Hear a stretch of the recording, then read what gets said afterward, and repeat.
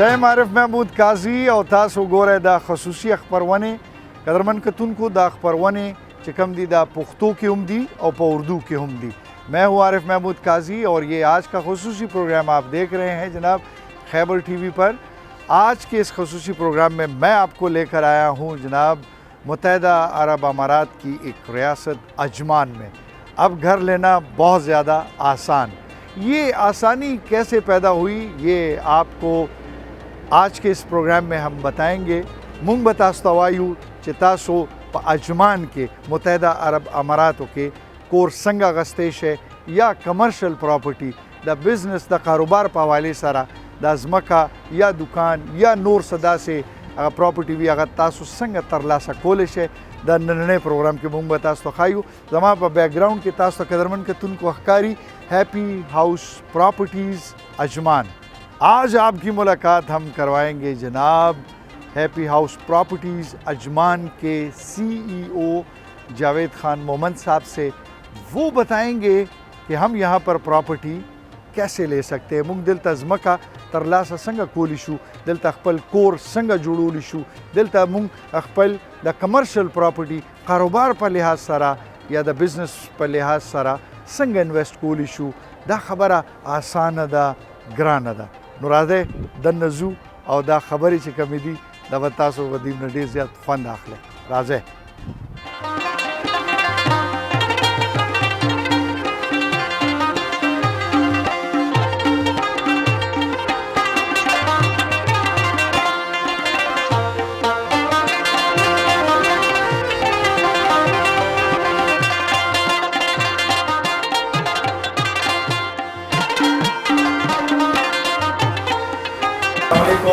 Assalamualaikum ji, Assalamualaikum. Jor. Sangat lagi. Kini. Thank you. Sangat lagi. Tabiat हम खैरियत है ठीक ठाक. ډیر زیاته مننه جاوید خان مومند صاحب. ډیر زیاته مننه تاسو happy house properties Ajman کې مونږ ډیر زبردست انوایرنمنٹ دی. Direct question ته وزیر اعظم او زموږ direct question دا دی چې زه دلته په دې بار ملک کې متحده عرب اماراتو کې ولې انویسټمنټ وکم.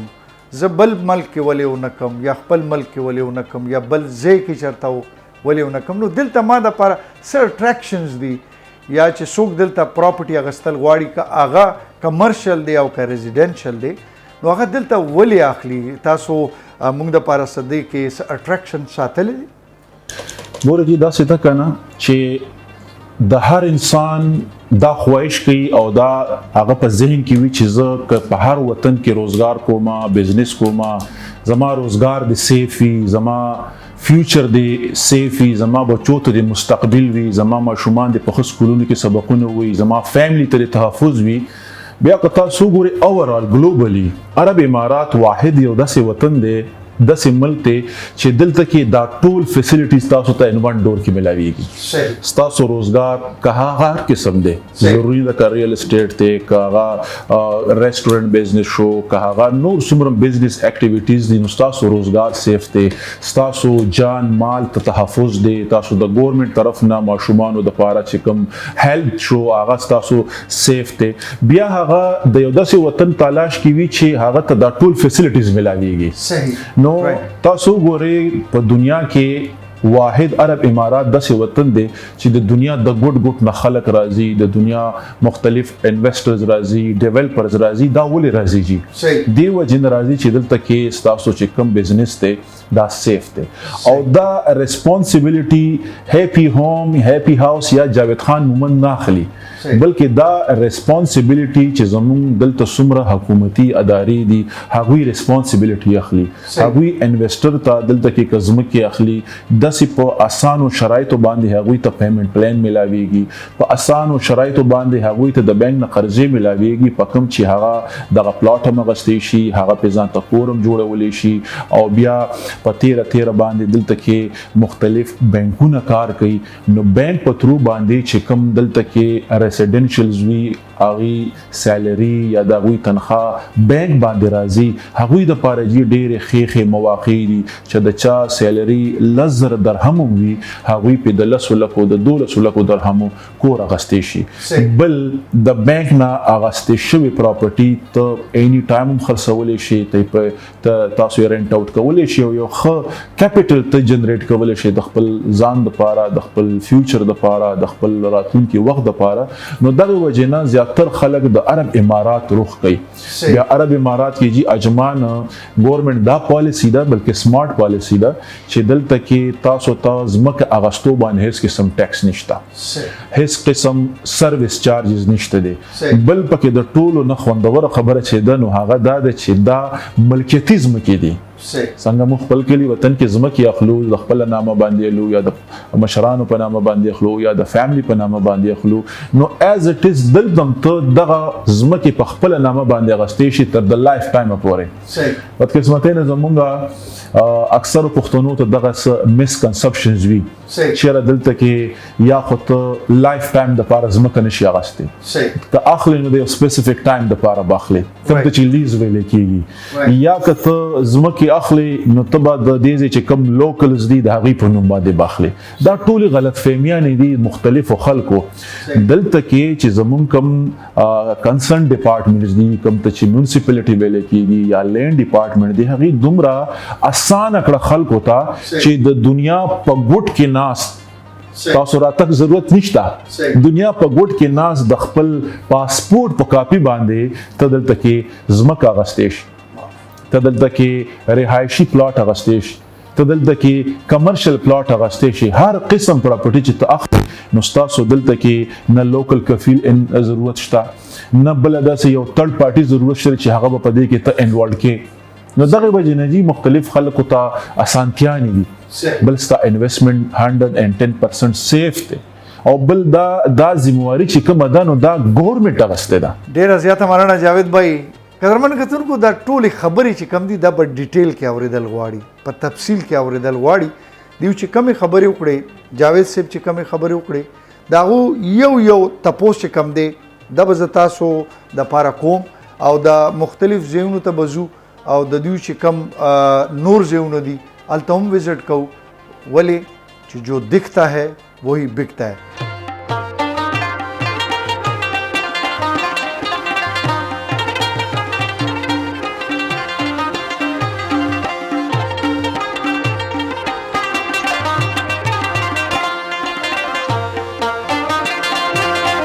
دا راته وایي چې کوم یو داسې ډاکومنټس دي یا کاغذات دي یو اوورسیز پاکستانی دی یا چې هر څوک دی هغه دلته یو پراپرټي اخیستل غواړي، که هغه کمرشل دی او که هغه ریزیډنشل بیس دی، هغوی دپاره یو خو دا وایي چې کوم یو ډاکومنټس دي هغه امپارټنټ دي. د دې کوېسچن سیکنډ پورشن دا دی چې د هغوی کس د چا په نوم باندې دا پراپرټي وي د هغوی موجودګي دلته ضروري ده، د هغوی څه بایومیټرکس کېږي، څه فوټوان ایستلی کېږي یا دا ضروري نه دی. ګورې جي په عرب امارات کې او بیا خصوصي په اجمان کې که ریسیډنشل پراپرټي ده، که کمرشل پراپرټي ده، که آف پلین دی یا په انسټالمنټ باندې ته دلته کې پراپرټي اخلي، د هغې دپاره ستا موجودګي دا بالکل ضروري نه ده. بعضې خلک دا سوچ کوي چېرې زه به راځم ماته به د ویزو ریکوایرمنټ وي یا به ماته د دې ځای چې کوم لوکلز دي د هغوی به ریکوایرمنټ وي. دلته کې جي سمپل خبره دا ده چې د خپل پاسپورټ په کاپي باندې ته د دنیا په ګوټ کې ناست دی، دغه وطن کې ته پراپرټي پاسپورټ کاپي باندې اخیستی شي. خو یو خبره ده چې بیا دغه پراپرټي کله ته خرڅې ریسیل کې بیا به چې ستاسو موجودګي ضروري وي او بیا به راځئ تاسو به پراپر لینډ ډپارټمنټ کې ساین کوئ او ستاسو د ساین نه بغیر هغه پراپرټي ته بل ته نشي خرڅولی. او دې کې چې هم ریلیټډ دغه کوېسچن و چې یاره هر قسمه ویزا باندې دا پراپرټي ملاویږي یا پراپرټي باندې ویزا ملاویږي؟ ګوره جي څنګه ما تاسو ته وی کنه چې د تپاره هیڅ قسم د ویزې ریکوایرمنټ نشته دی. ته که راځې او تاسو انویسټمنټ دلته کې وکړو نو بیا د هغه انویسټمنټ په بها باندې تا ته ګولډن ویزا ملاوېدی شي، تا ته انویسټر ویزا ملاوېدی شي، ته په ویزټ باندې هم راتلی شي جی. صحیح. نور ملکونو کې خو جی داسې لکه اکثر دا وی یاره چې دغه کس موجودګي ډېره زیاته ضروري وي چې کم کس یو پراپرټي اخیستل غواړي بایومیټرکس وي، د دې نه علاوه نور داسې هغه ډېر ضروري ایلیمنټس وي پکې سټامونه کېږي دا کېږي. نو دلته هم چې لکه د اسې یو سکیورټي پوینټ اف ویو سره چې دا چا انویسټمنټ دلته راځي هغه سکیور په کم انداز سره وي. ګوره جی زه خو د اجمان لینډ ډپارټمنټ والا بلکې دوبۍ دا یا شارجه د دومره اسانه کړې ده چې دلته کې څومره هم ځمکې دي یو خو ټوټلی فری هولډ دي. فری هولډ مطلب هم دغه دی چې دغه یو قسم لا دا ملکیتي ځمکې دي څنګه چې موږ خپل کلی وطن کې ځمکې اخلو پراپر انتقال کیږي او بیا هغه وراثت هغه سلسله رواني ایز اټ از دغلته کې ته پراپرټي چې اخلي نو پراپر دغه پراپرټي د لینډ ډپارټمنټ نه ستاسو نوم ته د آنلاین یا چې کوم یو ای پاس دی دلته کې د هغې په ترو باندې ته د دنیا په ګوټ کې ناستې پراپرټي به جي ستاسو نوم ته کیږي. زبردست. قدرمن کتونکو تپوسونه نور هم ډېر دي، بل ځای ته ځو هلته تپوسونه کوو. جاوید صاحب زمونږ کتونکو ته زمونږ ویورز ته دا خبره مو کوي چې په سټارټ کې په شروع کې یو پراپرټي اخیستو دپاره که هغه ریزیډنشل دی او که کمرشل پراپرټي ده او دپاره شروع کې څونه سرمایه پکار ده او د دې کوېسچن د سیکنډ پورشن دا دی چې آیا دې کې د دې ځای ګورنمنټ څه هیلپ کوي یا بینکونه څه هیلپ کوي، مارګیج راکوي، لون راکوي او چې راکوي هم نو زه خو ریزیډنشل نه یم نو داسې څه دې کې مونږ ته جي رڼا واچوي په دې. بالکل همداسې ده. موږ سره په اجمان ډسټرکټ کې مختلف لوکیشنز باندې مختلف سایزز کې پلاټونه دي. اوس په اجمان منامه کې موږ سره چې کوم واړه سایز کې پلاټونه دي عموما د ټاون هاوس دپاره دي 1700 سکویر فیټس کې دي G+2 دي. د هغې ټوټل قیمت چې دی نو هغه 1,30,000 درهم دی.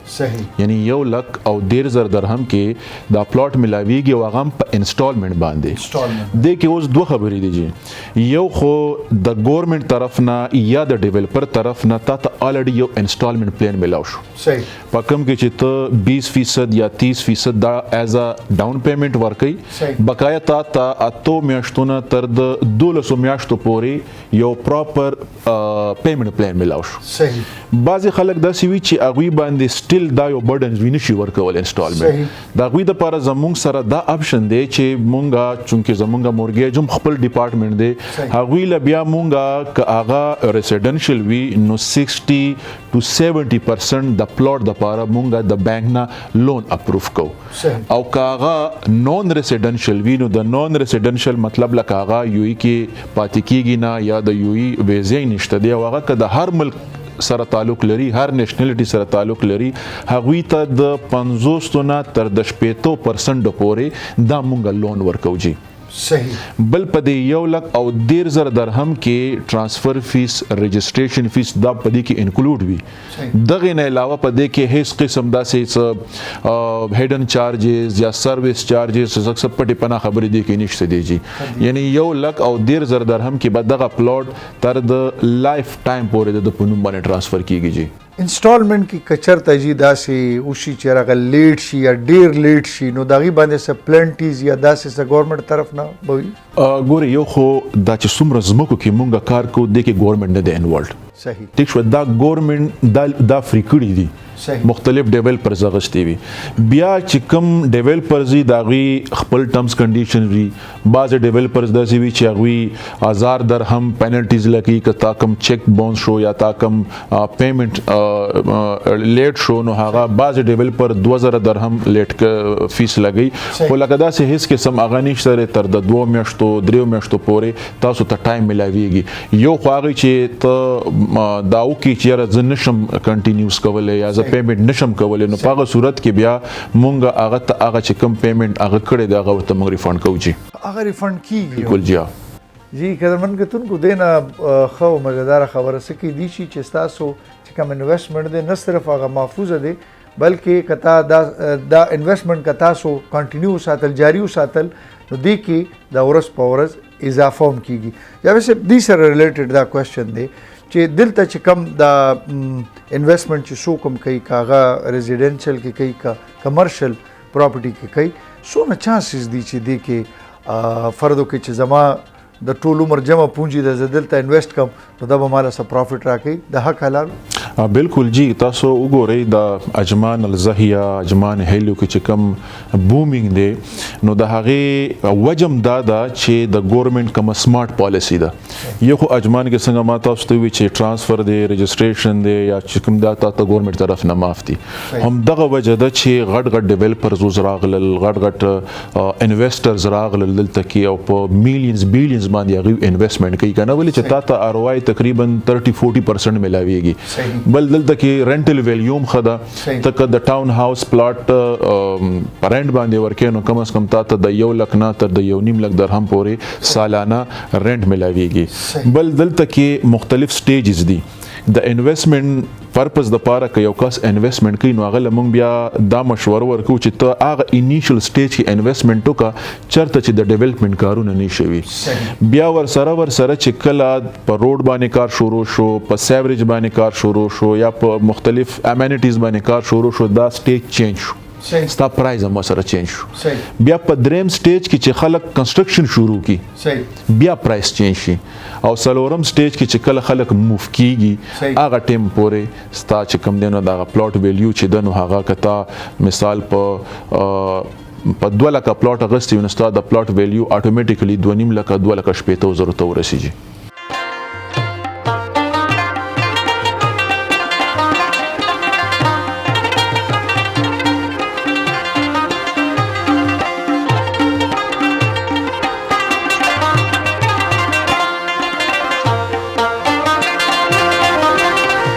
جاوید صاحب دا راته وایي چې دلته د پلاټونو سایز څه وي موږ سره خو پاکستان کې د مرلو په حساب سره نو دلته هم مرلي دي یا بل څه داسې رسم او رواج دي جی نه جی دلته خو مرلي مونږ اکثر دې دپاره وایو چې هغه زمونږ خلکو ته اندازه وشي چېرې دا پلاټ کم سایز کې ملاویږي عموما دلته کې 160 سکویر میټر کې پلاټس وي جی چې کوم د ټاون هاوس دپاره وي دا تاسو ته ښکاري کوم چې زمونږ به د بیک سایډ باندې جوړ دي او 2 سایز دي جی یو د ټاون هاوس دپاره یو د ویلا دپاره کوم چې 280 سکویر میټرز وي او په سکویر فیټس کې هغه وي 3014 مرلو حساب سره تقریبا هغه 12 مرلې راځي بیا بعضې داسې سوسایټي وي بعضې داسې ډیولپرز وي چې هغوی لږ غوندې سایز زیات کړی وي یعنی هغه تقریبا داسې ویلی شو چې 3000 او 600 سکویر فیټ تقریبا 14 مرلې یا تقریبا 4000 سکویر فیټه پورې تاسو د جدل تکي په دې الزهي او هیلیو کې دغه سایزونه ملاویږي صحیح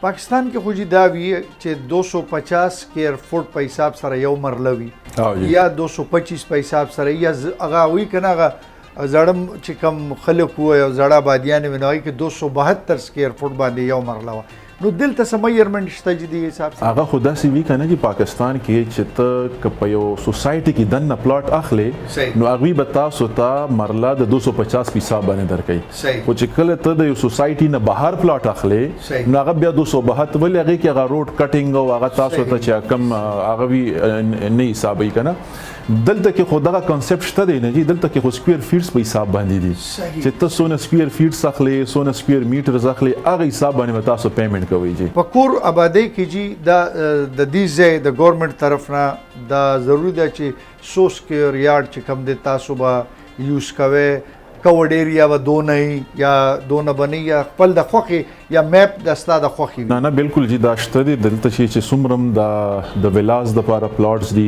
یا که د ټاون هاوس دپاره پلاټ دي نو 85% ایریا چې کومه ده نو دا تاسو ته پرمیشنز ملاویږي د بلټ اپ دپاره بیا تاسو سره دا آپشن شته دی G+2 پورې تاسو تللی شئ بعضې پروجیکټ داسې وي چې په هغې کې G+1 پورې کوم دی چې مونږ ډبل سټوري وایو او G+2 مطلب ټریپل سټوري ورته مونږ وایو نو تاسو ټریپل سټوري پورې هغه کولی شي البته بیسمنټ دلته کې الاوډ نه دی ها بیسمنټ الاوډ نه دی د دې څه ټیکنیکل وجوهات یاره جی دا اوس د ګورنمنټ او د پلانینګ ډپارټمنټ خپل ټرمز کنډیشنز دي او دا دی چې ته بیسمنټ نشي کولی ریسیډنشل دپاره صحیح بس دې ځای کې آخري کوېسچن دا دی جی مونږ سره هلته اکثر مسله وي ګیس بجلی پانی نو جی دلته سوي د دې سیزونو حصول آسان دی یا در پدر کډې پسر نه جی دلته کې خو ډیر زیات ایزی پدې ده چې کنسټرکشن خو اوورال چې څومره کېږي هغه خو به تاسو په جنریټر باندې کوي کنه جی بیا چې کله ته کور جوړ کې او ته هغه فائنل سرټیفیکیټ ملاو شي د کنټراکټر نه کلوزینګ او جی کوم فائنل سرټیفیکیټ چې دا ویلا از ټوټلی کمپلیټ ٹھیک شو جی یا په دې کې څومره ایلیمنټس انوالو دی هغه ټول کمپلیټ شول ایز پر د میپ صحیح ایز پر د میپ د میپ چې تا نو هغه لینډ ډپارټمنټ والا یا چې څومره کنسرن ډپارټمنټ دی هغه برازي هغه هغه ویلا پراپر چک کوي نو کتا کار ایز پر د ډرایینګ یا میپ کړی وي نو تاسو ته فائنل سرټیفیکیټ ملاو شي او فائنل سرټیفیکیټ چې تاسو ته ملاو شو مطلب تاسو کور ته بجلی اوبر راغله اچھا او کني موږ څه وایلیشن کړي نو بیا څه فاین دی دا بیا فاین نه وي مثلا اوس تا اوس په ټایل تا اوس په میپ کې دا تور ټایل لګېدلې او تا سپین لګولې دی نه بتا دوی چې دا سپینو لګاوه یا دروازه تا سره په 3-7 کې دا صحیح او تا 4-8 لګولې دا نه بتا دوی چې دا کینسل دا غاښ شی لګاوه نو فاین وغیرہ نشته دی خو دلته چې څومره کنټراکټرز کار کوي زموږ پښتانم پکې شته نور نېشنلټیز والم کار کوي نو هغه ایز پر د رولز لګیا دي کار کوي سو کوم نو تاسو خبره ده چې بجلی او بو دا ډیر ایزی پروسس دی صحیح او دلته ځمکې نه اوبه راځي یا د ګورنمنت طرف نه دي چې خاجي ګورنمنت پرووایډ کوي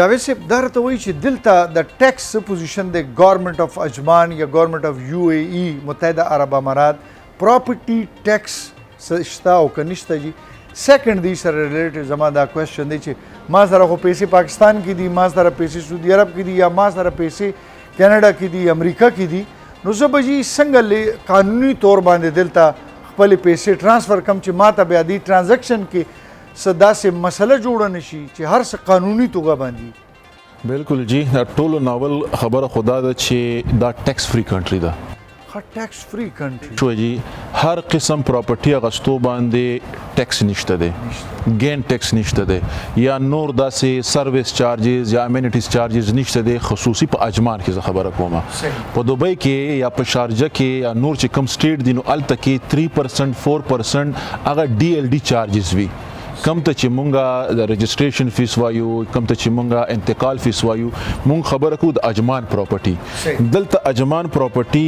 اغستو باندې هیڅ قسم ټیکس نشته دی چې نمبر 1 دویمه خبره دا ده چې تاسو د پیمنٹ خبره وکړه چې مونږ به پیمنٹ څنګه دلته کې موف کوو نو زمونږ په هر وطن کې په هر ملک کې زموږ خپل ایجنټ دي د هغوی په ترو باندې تاسو آنلاین پیمنٹ هم کولی شئ تاسو بای چک هم پیمنٹ کولی شئ تاسو کیش هم کولی شئ هغه څه ایشوز نشته دی هغه وختن بیا زموږ چې کوم ایجنټ وي هغه ټایم سره هغه وخت سره چې څه هغه ریټ چلیږي که نه درهم او د هغه کرنسي په حساب سره هغه ټول فیسیلیټیز ورته موږ بیا پرووایډ کوو جی اکثر داسې وي چې د قانوني لاره باندې د بینک په لاره د ویسټرن یونین په لاره د نور داسې چې څونه کمپنیز دي هغوی چې کم هغه ریټ لګوي نو هغې کې چې کله د رقمونو په حساب سره تاسو ټرانزیکشن کوئ نو ډېرې پیسې کټ کیږي نو آیا ستاسو چې کم خلک هلته ناست دي هغه کنسلټنټس دي ایجنټس دي نو هغوی هم داسې کوي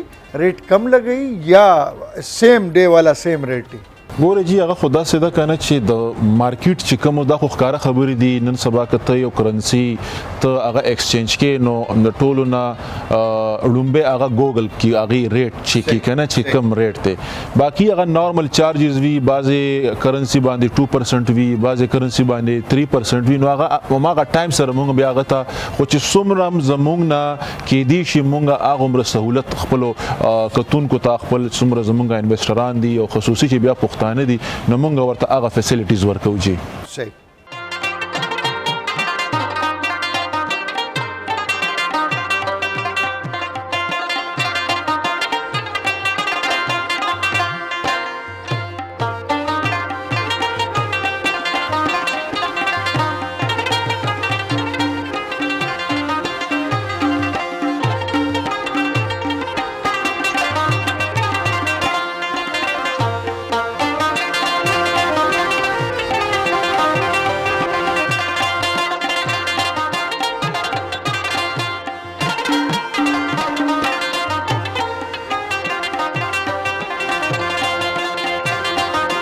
جاوید صاحب دا راته وایي چې دلته پراپرټي چې کومه ده هغه بای نیم لکه ملکیت بنیادونو باندې ملاویږي یا لیز باندې ملاویږي د دې څه پروسیجر وي چې ګوره جی څنګه تاسو ته ما ووې دا څومره مځمکې دي دلته په دې اجمان هیلیو کې اجمان الزهیه کې دا ټوټلی فری هولډ دي یعنی دا د ګورنمنت طرف نه دا آزاد دي مختلف ډیولپرز اغستی دي مختلف انویسټرز اغستی دي او دا 100% فری هولډ دي فری هولډ مطلب هم دغه دی چې دا ملکیتي ځمکې دي صحیح دا د ټول عمر د پاره په خپل نوم باندې د خپل بچو په نوم باندې د خپل فیملی د خپل ریلیټیو په نوم باندې اغستې شي لکه دا یو ځل چې ما واغستو نو هغه زما په نوم باندې ترانسفر شو نو د 99 ایئرز لیز والا خبرې پکې نشته جی 99 ایئرز والا سین خو نشته کنه خو ما تاسو ته وی چې دا فری هولډ مطلب دا دی چې دا لایف ټایم د پاره څنګه مخ خپل کلی وطن کې زمکه اخلو د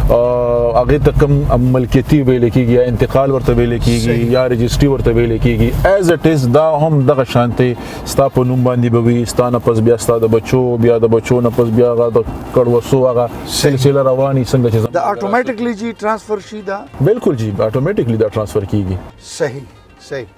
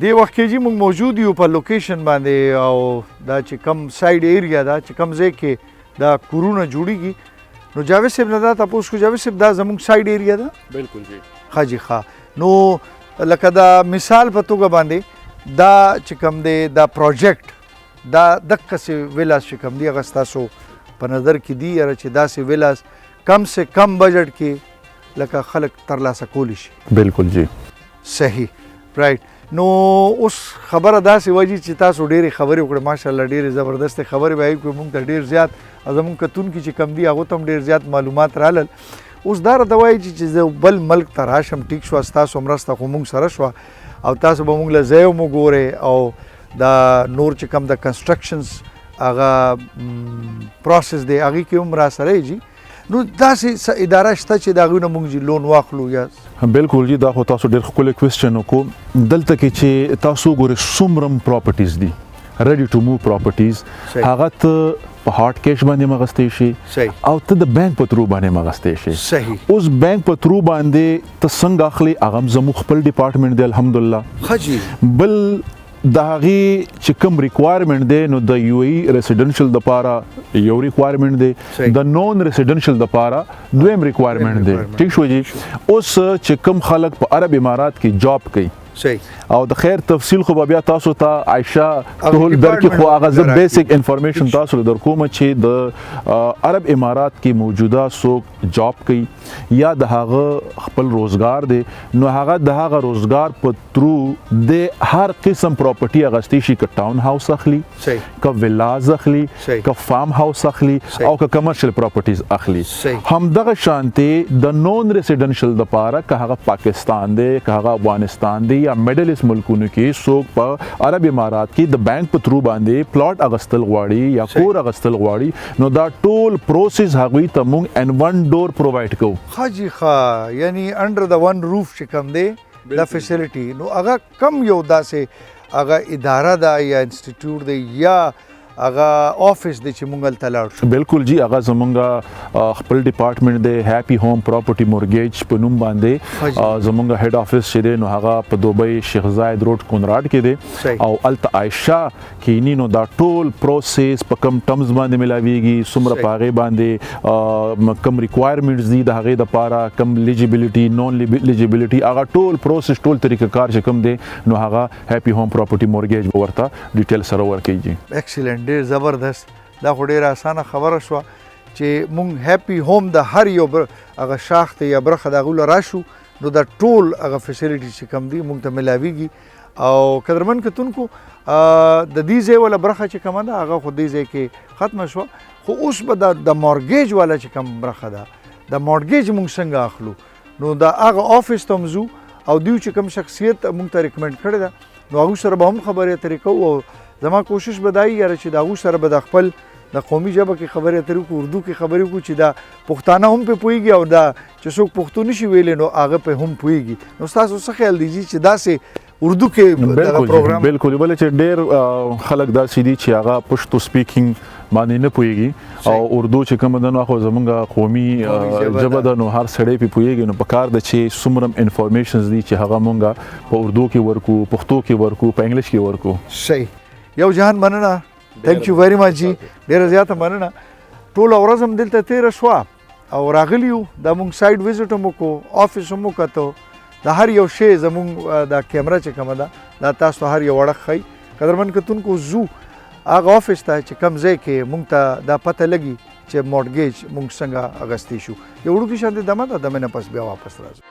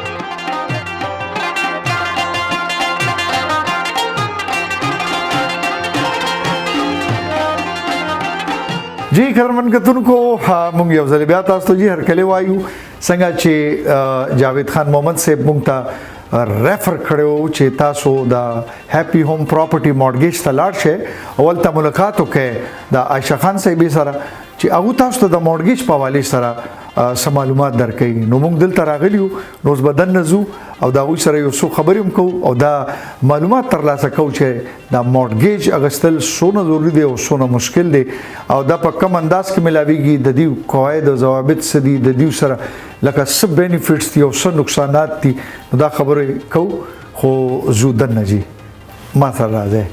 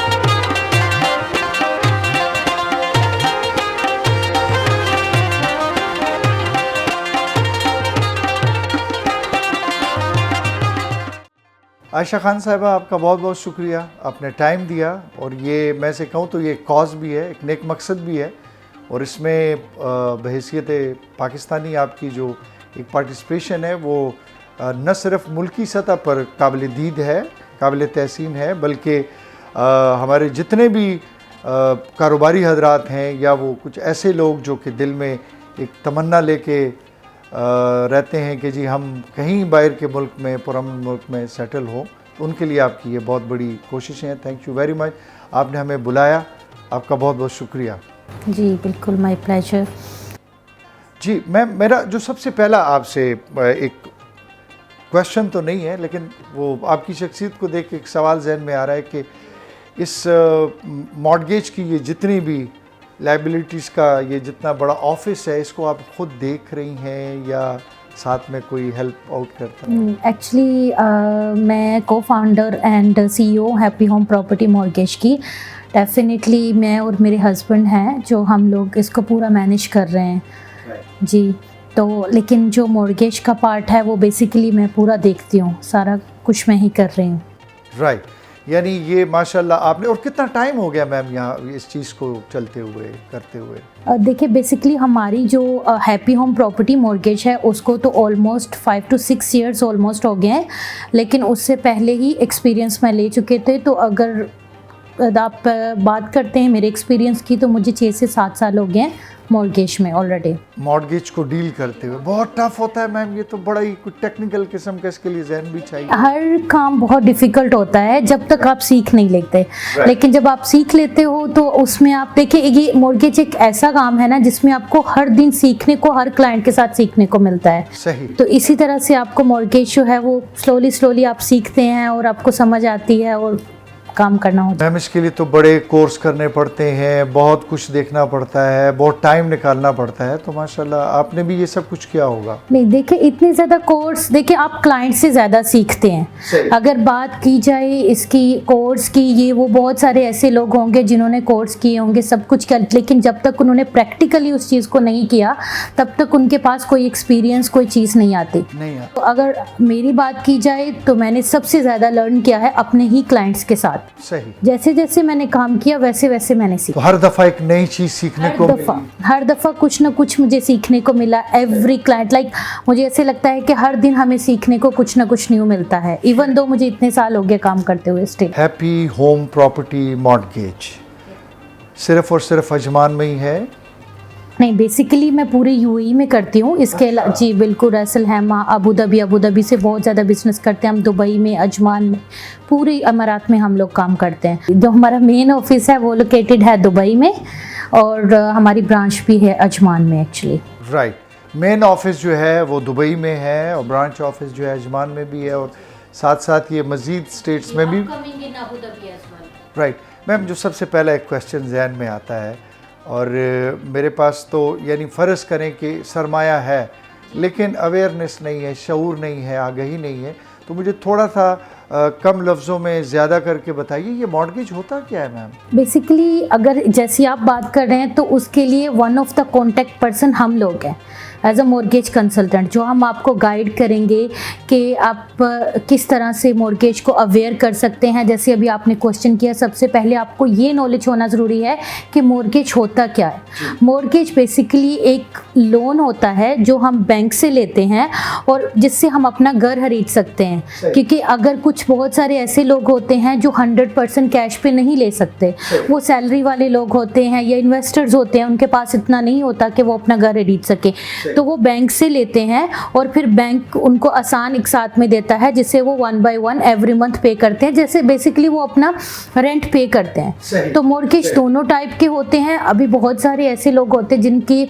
ये होता है कि हम इस्लामिक मॉर्गेज लें या कन्वेंशनल लें, तो हम दोनों टाइप के मॉर्गेज होते हैं। बेसिकली इस्लामिक में ऐसे ही होता है कि जैसे एज अ रेंट पे कर रहे हैं, तो मॉर्गेज इन सिंपल वर्ड कि getting a loan from the bank to buy home.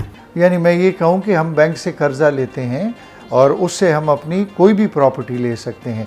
तो मैं कोई सी प्रॉपर्टी से पहले आपसे ये क्वेश्चन करूँगा कि ये जो कर्जा है ये रेडी टू मूव हाउसेस के लिए है या किसी स्पेसिफिक प्लॉट के लिए है या घर के लिए है या कंस्ट्रक्शंस के लिए, इसकी डिफरेंट शेप्स होती हैं मैम? बिल्कुल ऐसा ही है। जैसे मॉर्गेज जो है ना वो काफ़ी टाइप के मॉर्गेज होते हैं, जिसमें आप एक सबसे मेन होता है, एक प्रॉपर्टी आपने ली थी अभी रेडी हो गई है, उसके लिए आप मॉर्गेज ले सकते हैं। फिर उसके बाद एक ऑलरेडी यूज प्रॉपर्टी है, आप उसके ऊपर मॉर्गेज ले सकते हैं। एक प्रॉपर्टी जो आपकी ऑलरेडी पेड है, फुली पेड है, आपने कैश से पेमेंट की थी लेकिन अभी आपको पैसों की नीड है, आप उस पर भी मॉर्गेज ले सकते हैं। उसके अलावा अगर आप चाहते हैं आप अपने लिए प्लॉट लें, प्लॉट खरीद के फिर उसके ऊपर आप अपना घर बनाएं, तो आप प्लॉट पे भी मॉर्गेज ले सकते हैं। देन उसके अलावा अगर आप कंस्ट्रक्शन करवाना चाहते हैं, आप कंस्ट्रक्शन पे मॉर्गेज ले सकते हैं।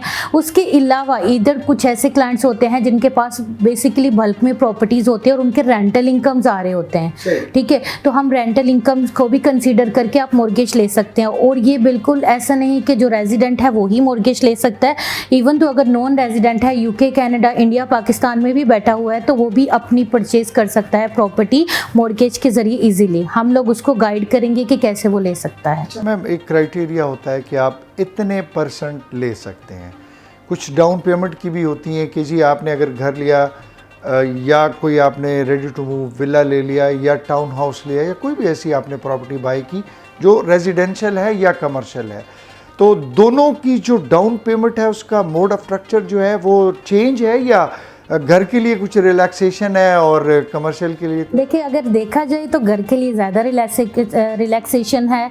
अगर हम घर की बात करते हैं तो घर में आपको सिर्फ 20% ही down payment as per central bank law देनी पड़ती है।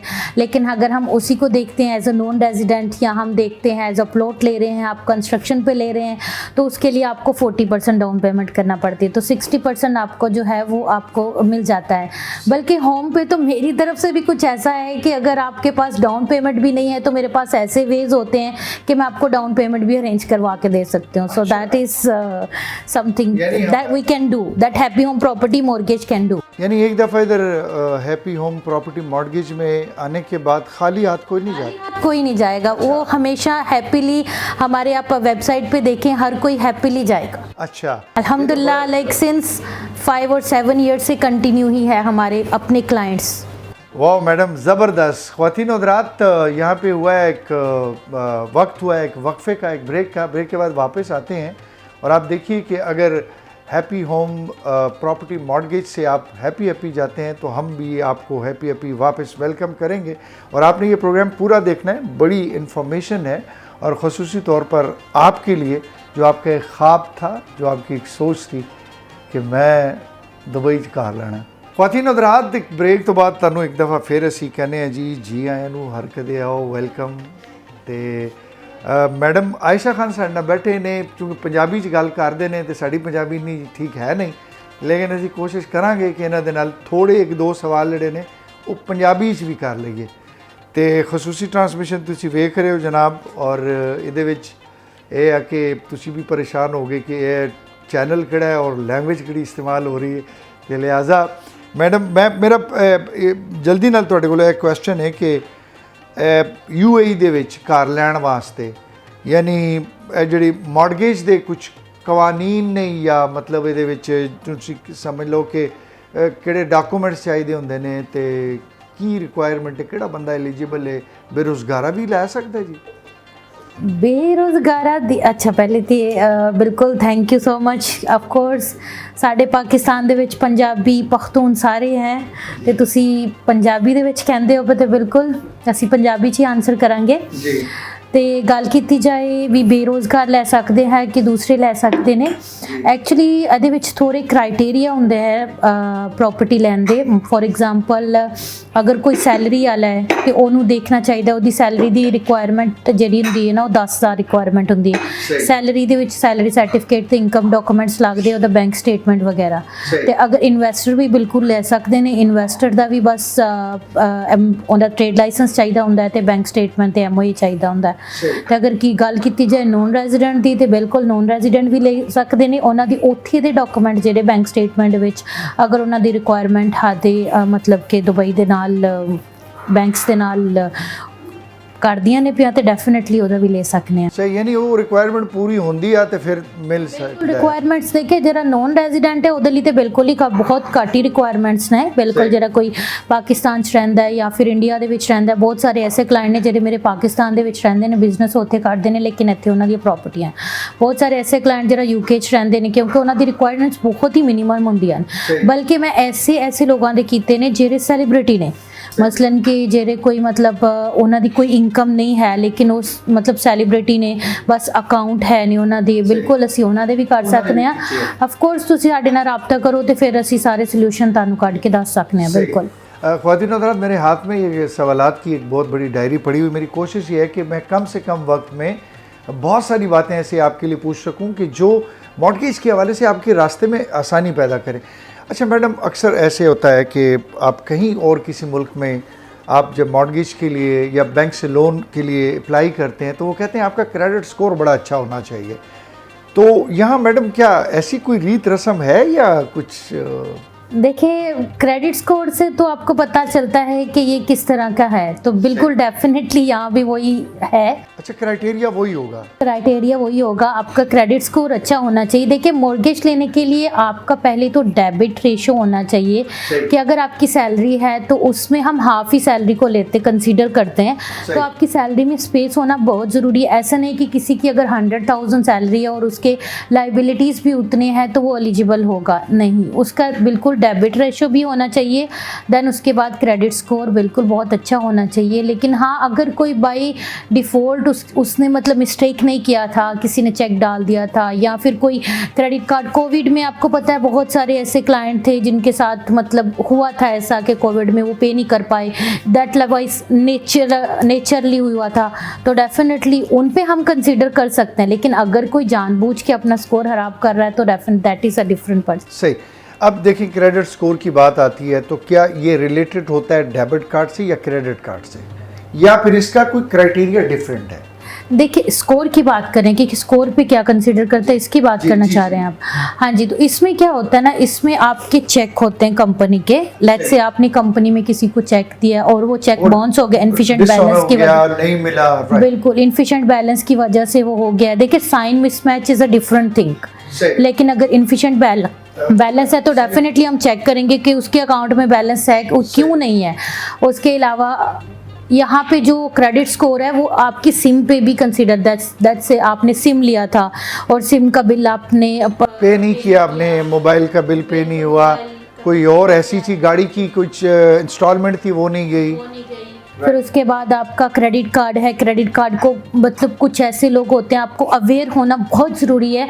अगर आप बैंक से कोई भी क्रेडिट कार्ड या कोई भी चीज़ ले रहे हैं तो बिल्कुल उसके ऊपर आप अवेयर रहें कि जो मैं क्रेडिट कार्ड यूज़ कर रहा हूँ, इधर फर्स्ट ईयर तो वो फ्री है और फर्स्ट ईयर के बाद जो है उस पर चार्जेस हैं कि नहीं। तो इसीलिए हम जो as a mortgage Happy Home Property Mortgage आपको ऐसी चीज़ों से ही इंट्रोड्यूस करवाते जो कि हिडन होती हैं, जिससे आप बिल्कुल अवेयर नहीं होते हो, तो हम उन सब चीज़ों से आपको कर राइट हो गया। यानी मतलब आपका कहने का ये है कि आप प्लीज़ कॉफ़ी लीजिए अपनी, मैम कोई मसला नहीं है, आप लीजिए। चाय के लिए बहुत बहुत शुक्रिया, ये हमें बिल्कुल ख्वातीन हज़रात पाकिस्तानी टेस्ट की चाय मिली है। तो मैडम, ये जो आपने बात की तो उसी से क्वेश्चन एक जहन में आ गया कि बहुत सारे ऐसे ब्रोकर्स होते हैं जो आपके मॉर्गेज को अप्रूव करने के लिए बात करते हैं कि एक टाइम में आपने एक ही लोन लेना है। यानी अगर आपकी गाड़ी चल रही है वो आपने उसके लिए बैंक से लोन लिया है तो प्रॉपर्टी के लिए नहीं ले सकते, या अगर आपने प्रॉपर्टी के लिए लिया है तो गाड़ी के लिए नहीं ले सकते, या आपने कोई बड़ा मोबाइल या कोई और चीज़ आपने इंस्टॉलमेंट पे ली हुई है तो उसके बाद आप सेकंड लोन जो है वो नहीं ले सकते। ये देखिए, ऐसा बिल्कुल नहीं है। जैसे मैंने आपको अभी स्टार्टिंग में लास्ट क्वेश्चन में बताया कि क्राइटेरिया बिल्कुल, अगर आपका डेब्ट बर्डन मतलब आपकी हाफ सैलरी इस चीज़ को कंसीडर कर रही है कि आप ले सकते हैं, डेफिनेटली मेरे ऐसे बहुत सारे क्लाइंट्स हैं जिनके 4 प्रॉपर्टीज़ पे मॉर्गेज लिए हुए हैं, प्लस उन्होंने अपने कार पे भी मॉर्गेज लिए हुए हैं और प्लस उनके क्रेडिट कार्ड भी बहुत सारे। अगर आपका क्राइटेरिया मैच कर रहा है, आपकी इनकम इतना मैच कर रही है कि हम 2 प्रॉपर्टीज, 3 प्रॉपर्टीज, 4 प्रॉपर्टीज ले सकते हैं, तो बिल्कुल डेफिनेटली, क्योंकि अगर आप फर्स्ट प्रॉपर्टी लेंगे उसका रेंटल भी हमारे लिए इनकम होगा, तो हम उस इनकम को भी यूज करके आपको एलिजिबल कर सकते अच्छा, मैं अगर इसको आसान लफ्ज में कहूँ जी, मनु है दसो सौखा है या औखा है? बिल्कुल सौखा है बिल्कुल सौखा है। इस तरह ਦੇ ਕਲਾਇੰਟ ਹੈ ਮੇਰੇ ਕੋਲ ਜਿਹੜੇ 3-3 ਮਹੀਨੇ ਦੁਬਈ ਦੇ ਵਿੱਚ ਹੈ ਨੇ, ਉਹਨਾਂ ਕੋਲ ਕੋਈ ਡਾਊਨ ਪੇਮੈਂਟ ਵੀ ਨਹੀਂ ਹੈ, ਉਹਨਾਂ ਨੂੰ ਮੈਂ ਕਾਰ ਵੀ ਐਸਾ ਲੈ ਕੇ ਦਿੱਤਾ, ਉਹਨਾਂ ਨੂੰ ਮੌਰਗੇਜ ਵੀ ਐਸਾ ਕਰਵਾ ਕੇ ਦਿੱਤਾ है, ਤੇ मतलब बहुत अच्छा फीडबैक है साडा मार्केट। मैडम बाद औकात इसी तरह भी होता है, आपने एक मॉर्गेज प्लान लिया, उसमें फ्लेक्सिबिलिटी नहीं होती, वो फिक्स्ड होता है, तो उसकी परसेंटेज जो है वो कभी ज़्यादा हो जाती है, कभी कम हो जाती है, कभी किसी महीने मैंने 4000 देना है, अगले महीने मेरा 6000 है। तो इस्लामिक लोन होता है, आपको पता है फिक्स ही होता है। इसमें क्या होता है ना, आपका 3 साल तक हम फिक्स्ड और लोअर रेट देते हैं, उसके 3 साल के बाद भी आप हमसे ही रब्ता कर सकते हो, हम दोबारा से आपका फिक्स्ड करवा सकते हैं, और वो भी पहले से ज़्यादा लोअर रेट पे। तो मैं क्या करती हूँ, मैं हमेशा जो है वो फिक्स्ड रेट ही देती हूँ। सही। फ्लेक्सिबल देखिए, जो वेरिएबल है उसमें आप पीस ऑफ माइंड नहीं रहते, आपको हमेशा रहता है कि अभी मेरा इतना जा रहा है, अभी मेरा कितना जाएगा। और आपको पता है कुछ ऐसे क्लाइंट होते हैं वो स्पेसिफिकली चाहते हैं कि हमारे पास इस्लामिक फाइनेंस ही आए, तो आपको पता है इस्लामिक फाइनेंस अगर आप कहीं पे रेंट भी पे करें तो आप फिक्स्ड पे करेंगे, तो इसके लिए हम उसको फिक्स्ड करेंगे रेट को, और फ्लेक्सिबल उनकी एज के हिसाब से वो आराम से 20 to 25 ईयर्स स्लोली पेमेंट करके अपना घर ले सकते हैं। वाह। ऐसे क्लाइंट्स हैं जिनका आपने प्रॉपर्टी उन्होंने ली थी 1 मिलियन की, और अभी बढ़ के 2 मिलियन 2.5 मिलियन हो गया, उसी के ऊपर वो दोबारा उसी 25 ईयर्स को यूज़ करके उसी के ऊपर कैश उठा के दूसरी प्रॉपर्टीज़ ले रहे हैं। ज़बरदस्त हो गया मैम। यहाँ पे हम एक छोटा सा वक्फा लेंगे, ब्रेक लेंगे, और वक्फे के बाद ख्वातीन हज़रात हम वापस आएंगे। आपने कहीं पर भी नहीं जाना। ये इन्फॉर्मेशन आपको ख़ुसूसी तौर पे मुत्तहिदा अरब अमारात के हवाले से जितनी आसानी से मुहैया की जा रही है, ये अगर आप गूगल भी कर लेंगे तो गूगल भी आपको कहेगा कुछ पैसे ला। जी छोटी सी ब्रेक। जी ख्वातीन हज़रात, ब्रेक के बाद एक दफ़ा फिर आपको कहते हैं जी खुशामदीद। हमने ज़रा लोकेशन चेंज की है, जगह चेंज की है, और हम आ गए हैं थोड़े से गरीब इलाके में। वो हम थे मैडम के रूम में, तो यहाँ पर जो है स्टाफ बैठता है, तो मैंने कहा चलें हम ज़रा थोड़ा सा वो स्टाफ के हवाले से भी बातचीत करनी है, तो उसी हवाले से थोड़ा सा इंट्रोडक्शन था। तो मैम अब स्टाफ की बात हो गई, तो स्टाफ में हैं काफ़ी सारे लोग हैं ऐसे कि जिनको मतलब इस चीज़ के ऊपर अबूर हासिल है कि वो मॉर्गेज के हवाले से बात कर सकें। बिल्कुल, हमारे पास बहुत सारे इवन दो न्यू भी हैं स्टाफ जिनको हम लोग पूरी प्रॉपर ट्रेनिंग करते हैं, बल्कि हमारे पास एक्सपीरियंस भी स्टाफ है, तो डेफिनेटली बहुत ज़्यादा स्टाफ है हमारे पास जिनके पास अट्रैक्टिव सैलरी प्लस कमीशन हम लोग दे रहे हैं। बिल्कुल सही। अच्छा मैम, मुझे ये बताइए, मॉर्गेज लेते हुए सबसे बड़ी गलती हम लोग क्या करते हैं, क्या गलती होती है? देखिए, मॉर्गेज लेते वक्त जो सबसे बड़ी गलती होती है, क्योंकि ऐसे कुछ क्लाइंट होते हैं वो बहुत कॉन्फिडेंट होते हैं कि हमें मॉर्गेज मिल जाएगा, एट द एंड नहीं मिलता। मेरे साथ ऐसा बहुत सारे क्लाइंट्स का एक्सपीरियंस हो चुका है। सरप्राइज मिल जाता है मैम। बिल्कुल, अभी मेरे पास दोबारा मेरे पास आते हैं, क्या यू वाज राइट, आपने सही बोला था। उनको सबसे पहले देखना है कि हम अपने डेप्ट बर्डन कर सकते हैं कि नहीं, हमारी सैलरी में इतनी स्पेस है कि हम बात कर सके, इसलिए। और दूसरा जो है वो उनको ये देखना होता है हमारा क्रेडिट स्कोर कैसा है हमारे, क्योंकि उनके लिए अपनी एसी भी निकालना बहुत ज़रूरी होता है कि वो एक हम लोग ही गाइड करेंगे, या उनको खुद भी देख सकते हैं कि हम एसी भी कैसे निकालें। एसी भी क्या होता है मैम? एसी भी हम एक्चुअली इट्स फुल फॉर्म अल इत्तिहाद क्रेडिट ब्यूरो रिपोर्ट। सो ये एक, जैसे आप क्रेडिट स्कोर की बात कर रहे थे, हम उसको एक जगह है जहाँ से आपकी एलिजिबिलिटी का पता चल जाता है कि इसका क्रेडिट स्कोर का वो पैमाना, एक ऐप होती है उसके ज़रिए आप चेक कर सकते हैं। ये चेक करना आपको बहुत ज़रूरी होता है कि हम लोग ले सकते हैं कि क्यों नहीं। और सबसे बड़ी मिस्टेक उनकी ये होती है कि वो प्रॉपर्टी फाइनलाइज कर लेते हैं विदाउट प्री अप्रूवल लिए। अच्छा, और आगे उन्होंने दे भी दिया होता और है, आगे जाके बोलते हैं कि आयशा हमने तो 50,000 दे दिया अभी। तो ये उनके लिए ज़्यादा है ज़रूरी कि आप पहले किसी कंसल्टेंट से बात करो, अपनी एलिजिबिलिटी चेक करो, अपना क्राइटेरिया चेक करें, अपना प्री अप्रूवल लें, देन आप जाएं प्रॉपर्टी चेक करने के लिए। यानी अगर वो किसी को एडवांस देते भी हैं तो ऑन कंडीशन एडवांस दें कि अगर अप्रूव्ड हो गया तो हम ये होगा, वरना ये चेक वापस। इसके लिए जो मेरी कंपनी है सबसे ज़्यादा अभी तक, दैट्स वाई मेरे क्लाइंट मेरे साथ है, मैं किसी को भी without subject to final approval किसी को साइन ही नहीं करने देते। सही। मैम एक सवाल जहन में आता है आयशा खान साहिबा, ये बताइए कि ये जो हैप्पी होम प्रॉपर्टी मॉर्टगेज, आखिर मैं आपके पास क्यों आऊँ?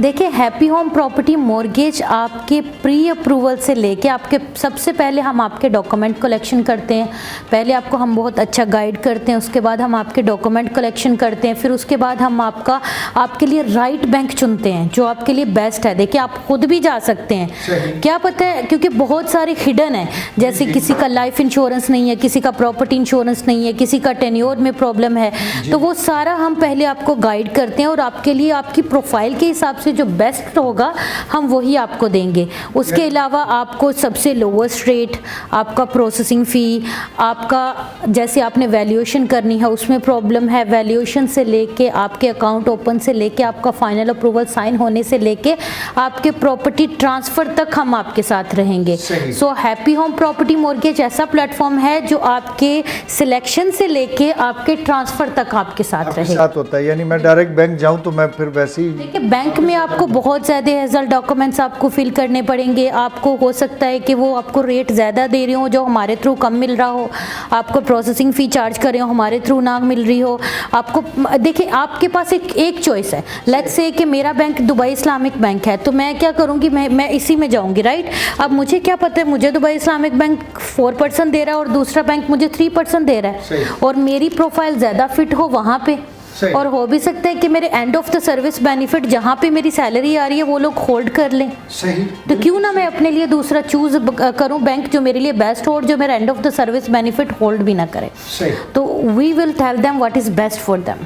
राइट हो गया मैम। क्या ये ज़रूरी है कि मेरा जिस बैंक में अकाउंट है मुझे मॉर्गेज वही बैंक देगा, या मैं इस चीज़ से मुस्तस्ना हूँ? नहीं, बिल्कुल यही मैंने जो आपको प्रीवियसली बताया कि बहुत सारे क्लाइंट्स को ये होता है कि हमारी अगर सैलरी जहाँ पे आ रही है तो हम मॉर्गेज वहीं से ले सकते हैं, बल्कि ये उनकी सबसे बड़ी मिस्टेक होती है कि जिसमें उनकी सैलरी आ रही है वो वहीं से ही अपना मॉर्गेज करवाते हैं। देखिए, अगर हम पर्सनल लोन लेते हैं तो वो 3-4 साल में ओवर हो जाता है, मॉर्गेज आपका जाता है ओवर 25 ईयर्स, राइट। तो आप एक जॉब पे 25 ईयर्स के लिए बहुत रेयर है कि आप स्टिक करोगे, नहीं तो बिटवीन ऐसा होगा कि आप अपनी जॉब चेंज करोगे, आप कंट्री चेंज करोगे, कुछ भी बिटवीन हो सकता है। तो आपके पास जो and of the service benefit आते हैं वो आपका बैंक होल्ड कर लेगा। तो इसके लिए इधर आप किसी कंसल्टेंट, हमारे थ्रू किसी कंसल्टेंट से आप पहले देखें आपके लिए जो बेस्ट बैंक है, try to avoid your bank and choose another bank. Right ma'am, ये बैंक चूज कौन करता है? आप करती हैं, मॉर्गेज वाले करते हैं, या फिर मैं करूँगा? देखिए, बैंक के लिए मैं सिलेक्शन देती हूँ हमेशा क्लाइंट को 3 ऑफ द बेस्ट बैंक। देखिए, हमारी जो कंपनी बेसिकली जो हैप्पी होम प्रॉपर्टी मॉर्गेज है ये सारे बैंकों के साथ यूएई में लिस्टेड है, जितने भी बैंक हैं। अब मैं आपके डॉक्यूमेंट्स आएंगे, मैं आपकी प्रोफाइल के अकॉर्डिंगली आपको 3 बैंक दूंगी, one of the big and best bank. वहाँ पे हम डिस्कशन करेंगे कहाँ पे हमें प्रोसेसिंग फ़ी में फ़ायदा है, कहाँ पे हमें प्रॉपर्टी इंश्योरेंस में फ़ायदा है, कहाँ पे हमें फ़ायदा है, उनमें से हम बेस्ट 2 बैंक सेलेक्ट करेंगे।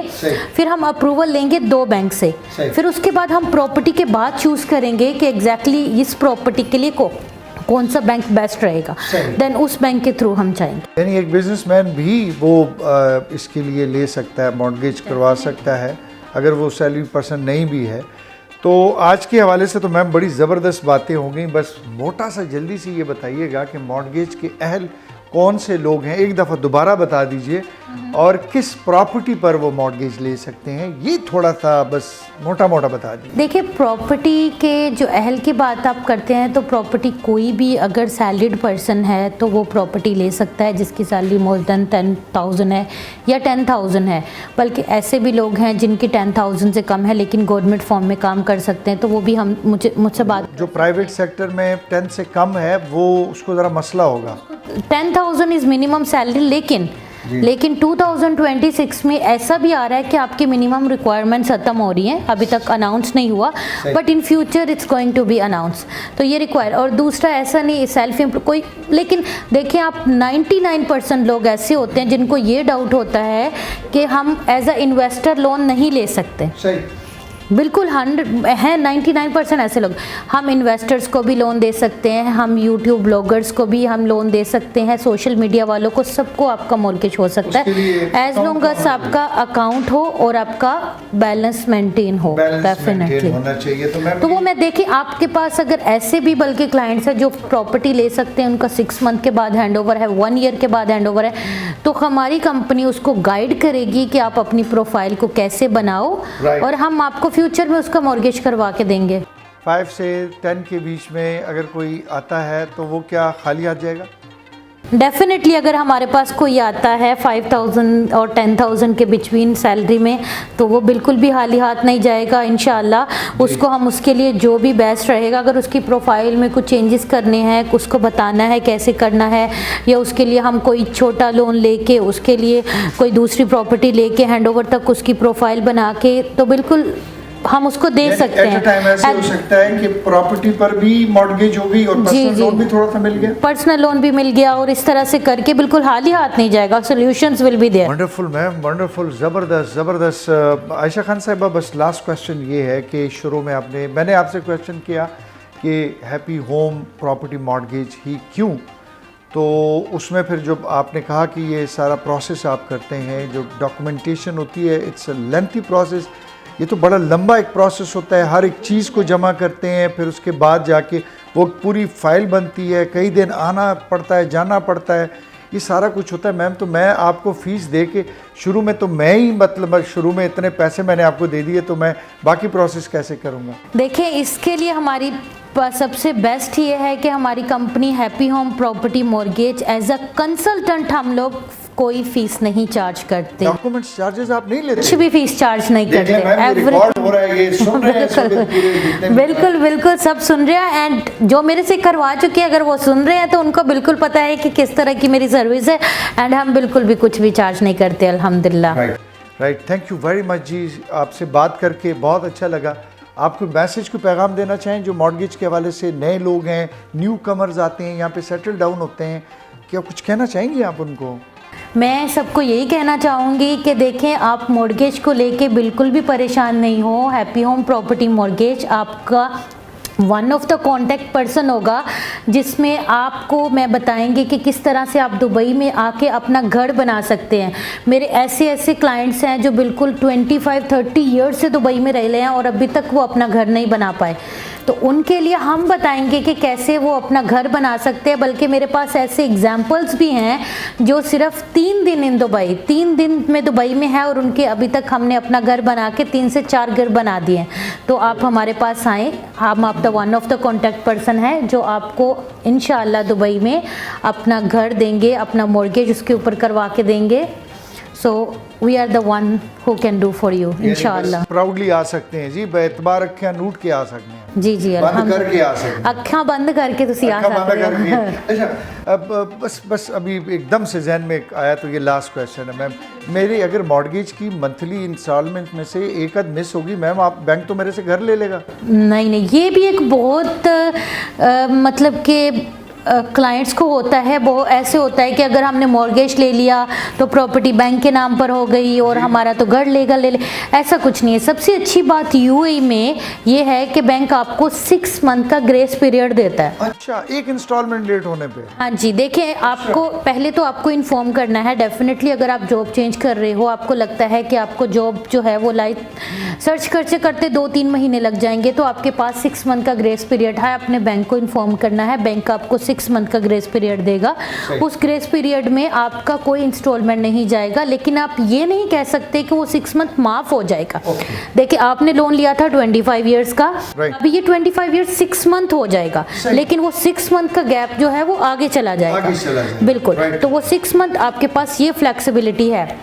इसके बाद अगर आपने इसको बढ़ाना है तो आपको बैंक को ये बात बतानी है कि दिस इज़ द इशू, और बैंक डेफिनेटली उसको करेगा। बैंक आपसे सिक्योरिटी चेक लेता है, बिल्कुल लेता है, 120% आपकी प्रॉपर्टी का लेता है। लेकिन इन केस जो कि इस्लामिक फाइनेंस होते हैं, उनमें आपको कोर्ट को बहुत ज़्यादा मतलब बैंक को देना पड़ता है, तो इसलिए हर तरह से सोल्यूशंस वहाँ पे मौजूद होते हैं। एज लॉन्ग एज आप भागते नहीं हैं सही। तो आपके पास सॉल्यूशंस रहेंगे। Solution रहते हैं। ऐसा कुछ भी नहीं है कि हमारी प्रॉपर्टी चली जाएगी, नहीं, बिल्कुल। बैंक आपके पास, अगर बैंक इन केस आपसे सॉल्यूशन करने की बजाय कोर्ट में चला जाता है तो आपको सॉल्यूशन होगा कि आप अपनी प्रॉपर्टी को रेंट पे दो और मंथ की इंस्टॉलमेंट, बैंक की इंस्टॉलमेंट पे करो या सेल करो और बैंक को उसका दे दो और वापस आप एक साहब है, उनका प्लान 10 ईयर का था, मॉर्गेज उन्होंने 10 ईयर की ले ली, पैसे उनके पास पहले आ गए, तो क्या उसको वो वाइंड अप कर सकते हैं? कोई पेनल्टी तो नहीं पड़ेगी मैम बैंक की तरफ से? देखिए, ये एक सोल्यूशन होता है पार्शियल पेमेंट और फोरक्लोजर। सही। जो पार्शियल पेमेंट होता है उसमें अप टू 30% आपके पास ऑप्शन होता है, अप टू 30%। लाइक से मेरे ऐसे क्लाइंट्स हैं जिन्होंने 25 ईयर्स के लिए अपनी फ्लेक्सिबिलिटी के लिए लोन लिया, लेकिन उसको उन्होंने 5 साल में खत्म कर दिया। देखिए, अगर आप उसको 5 साल में खत्म करेंगे, the best part in UAE, आप सिर्फ 5 साल का ही प्रॉफिट बैंक को देंगे। अच्छा। आप 25 ईयर्स का नहीं देंगे। तो आपके पास, लेट्स से आपने, मैं एक एग्जांपल देती हूँ, आपने 1 मिलियन का लोन लिया, आप 1 ईयर में 3 लाख तक पे कर सकते हो विदाउट एनी चार्ज। राइट। तो आप उसको 2 साल में खत्म करोगे तो आप 2 साल का प्रॉफिट पे करोगे, 5 साल में खत्म करोगे तो 5 साल का प्रॉफिट पे करोगे। राइट। इन केस आप फोरक्लोजर करते हो तो foreclosure as per central bank law आपका जो चार्जेस है 1% और 10,000 विच एवर इज लोअर। अगर आपका लोन अमाउंट मोर देन $1 मिलियन, 20 मिलियन, 10 मिलियन है तो उसका आपका आएगा 10,000, ठीक है, और उससे नीचे है तो 1%। सो 1% और 10,000 विच एवर इज लोअर। बिन ड्यूरिंग आप प्रॉपर्टी सेल भी कर सकते हैं। ऐसा भी बहुत होता है कि हम प्रॉपर्टी नहीं सेल कर पाएंगे, आप अपनी प्रॉपर्टी भी सेल कर सकते हैं। आपको लाइबिलिटी लेटर अप्लाई करना है बैंक से तो बैंक आपका प्रिंसिपल ही लेगा। आप प्रॉपर्टी भी सेल करें, आप उसको रेंट पे दें, सब कुछ कर सकते हैं। Right. Thank you so very much Ayesha Khan साहिबा, बहुत बहुत शुक्रिया। और आज बहुत बहुत कुछ सीखा यहाँ पर आकर, बहुत मज़ा आया कि माशाल्लाह ये जो हमारा हैप्पी होम प्रॉपर्टी मॉर्गेज है, ये न सिर्फ फाइनेंशियली, न सिर्फ मॉरली, बल्कि अखलाकी तौर पे भी, माशरती तौर पे भी ख्याल रखता है। तो बहुत बहुत शुक्रिया and hope for the best जी। अल्लाह करे कि आपकी ये खिदमत का सिलसिला इसी तरीके से जारी रखें। एक तो होता है मैम बिज़नेस करना, कारोबार करना, आप लोग पाकिस्तान के लिए सर्व कर रहे हैं, आप लोगों की सर्विसेज हैं, तो हम सारे पाकिस्तानी बहसीत पाकिस्तानी आप लोगों पे प्राइड फील करते हैं, फ़ख्र महसूस करते हैं। मैं एवीटी हैबर का भी बहुत शुक्रिया अदा करती हूँ कि उन्होंने हमें मौका दिया लोगों को ये बताने का कि मॉर्गेज कितना इजी है, किस तरह से आप कर सकते हो। तो really thankful for AVT Khyber TV. Thank you very much जी कदरमन कतुनको द गज़े के ज़मून द खबर अतरी पाई तरसी जी को तास तब अंदाज़ा शवी च द मॉर्गेज अगस्तल ढेर मुल्कुनों के ढेर ज़्यादा ग्रान दे और पर ढेर जेवनों के ढेर आसान दे। नो आसान पदी हवाले सर हम दे कदरमन कतुनको चे दिल ता दा से खलक नास भी चे अगिस्ता सुपा अवेयरनेस की पस्ता सु मालूमातों की वस्ता सुपा रात तक बांधी आई खुशहाली और तासु तजड़ द खलासा तासु हेल्प कई मदद कई नो खामखा तासु यौजले दा मॉर्गेज चिकम दे दा हैप्पी होम प्रॉपर्टी मॉर्गेज देते यौजल खामखा राजे और जान अवेयर के एक दफ़ा आप ज़रूर आइए और हैप्पी होम प्रॉपर्टी मॉर्गेज आप आइए, देखिए। अगर आपको ये जो बातें कही हैं ये बिल्कुल ठीक नज़र आती हैं तो फिर मेरे ख्याल में इससे बेस्ट ऑप्शन कोई भी नहीं। अपना ढेर सारा ख्याल रखिए, इंशाल्लाह फिर आपसे मुलाकात होगी। मैं वारिफ काजी, अल्लाह हाफ़िज़।